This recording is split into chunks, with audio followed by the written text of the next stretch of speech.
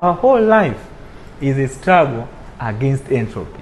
Sawa? Yaani sisi maisha tangu tumezaliwa na hii shida tunayoipata hapa, tuna fight against hiki kitu inaitwa nini? Entropy, natural destruction ya maisha yetu. Ndio maana you go to school. Sio, upate nini?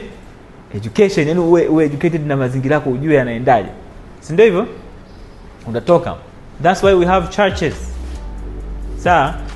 Ku control mambo mengine kama your natural cravings, your natural desires, your natural ways of doing, kwa sababu your natural things will always lead you to destruction. Yani the natural way of doing things always leads to destruction.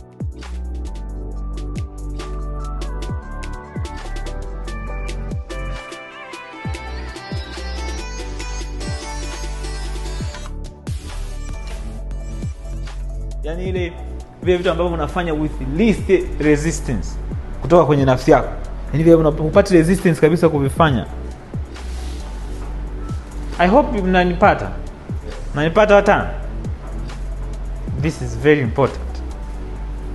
Ukishamjua adui yako kwenye zile kanuni za vita nasema ukijijua wewe ukamjua na adui yako, tayari umeshashinda kabla hata vita haijatokea. Sawa? Shida inaanza kwamba hujijui na adui yake unayo unjui. Matatizo yanafanyaje? Yanaibuka.